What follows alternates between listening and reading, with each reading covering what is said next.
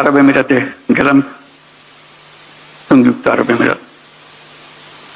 আমাদের লোকের কাহিনী বর্ণনা করছিল তাদের অফিসে, বলছে আমরা তোমাদের কোনো ডকুমেন্ট আমরা বিশ্বাস করতে পারি না। সর্বপ্রথম ডাক্তার ইউনূসকে সেলুট, সকল প্রবাসীর পক্ষ এবং আরব আমিরাতের প্রবাসীর পক্ষ থেকে সেলুট। আমরা আশায় ছিলাম আরব আমিরাতের ভিসা এই তো ফেব্রুয়ারি বা মার্চের দিক দিয়ে চালু হবে। ডাক্তার ইউনূস এসেছিল আরব আমিরাতে ঠিকই, কিন্তু কপার পড়ল আমাদের আরব আমিরাতে, অর্থাৎ দুবাই প্রবাসীদের কপাল পড়ল। আর খোলা হবে না, আর আমাদের বাংলাদেশ থেকে শ্রমিকও আনবে না। কারণ আমরা বাংলাদেশে হইলাম বিশ্ব গাদ্দার, স্বৈরাচারী হাসিনা এগুলো তালিম করে গেছে। কারণ অটোপাস সার্টিফিকেট নিয়ে এসে তারা এই দেশে ধরা খায়।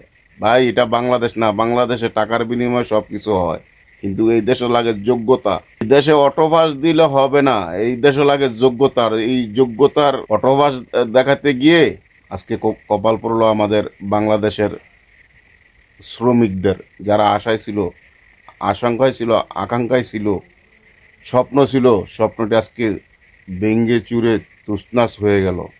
শুধু আমাদের সেই স্বৈরাচারীর হাসিনার কারণে। এই হাসিনায় টাকা খেয়ে খেয়ে অটোপাস দিয়ে বিশ্বের কাছে বুঝাইতে চায় বাংলাদেশ উন্নয়নের জোয়ারে আজকে আমাদের কপাল পড়ল। তো চলেন আমরা দেখি ডাক্তার ইউনূস যে আরব আমিরাতে এসেছিল, এখানে প্রধানমন্ত্রী বা শেখের সাথে যে কথাগুলো বলেছিল, দেখলেই বুঝতে পারবেন কথাগুলো ঠিক বলছে কিনা। আর যারাই ডাক্তার ইউনূসকে নিয়ে চুলকায় তাদের জন্য আজকে ভিডিওটি দেখেন। আপনাদের যে স্বৈরাচারী শেখ হাসিনা জয় বাংলা জপতে যে এই পর্যন্ত আইছেন, আজকে এই আরব আমিরাতের বিষয় কত বছর, প্রায় 20 বছর কাছাকাছি, না হলেও কম নাই ভিসা বন্ধ। কিন্তু একদিনও শেখ হাসিনা রিকোয়েস্ট করে নাই, কিন্তু ডাক্তার ইউনূস এসে রিকোয়েস্ট করছে, কিন্তু তার রিকোয়েস্টটি প্রত্যাখ্যান করেছে। কারণ আমাদের এই দুর্নীতি আর এই বাটপারি সিটারির কারণে। তো কথা বাড়াচ্ছি না, যাক চলেন আমরা ভিডিওটি দেখে নিই। এত ভুয়া কাজের লোক হয়তো সে, কিন্তু সে সার্টিফিকেট নিয়ে এসছে মেডিকেল ডক্টরের সার্টিফিকেট। জলজন্ত আমরা দেখতেছি ডাক্তার হতেই পারে না, দেখা হচ্ছে ডাক্তার না সে, কিন্তু সার্টিফিকেট নিয়ে এসছে ডাক্তারের সার্টিফিকেট। ওই ডাক্তারের সার্টিফিকেট নিয়ে চাকরি নিয়ে এখানে এসছে। আমরা কতটা বাছাই করবো? আমরা লজ্জায় মাথা হেঁট হয়ে যায় যে আমরা এটা কিছুই করতে পারতেছি। আমরা চাকরি চাই, কিন্তু পরিষ্কারভাবে চাই। এরকম ভুয়া একজন যে চাকরি দিচ্ছে তাকে আমি নিজেকে ডাক্তার বলে পরিচয় দিয়ে গেলাম, আসলে শেষ পর্যন্ত গিয়ে চাকরি দিব কোটাবো, শুধু এখানে পার হওয়ার জন্য ডাক্তারের সার্টিফিকেট তার দরকার।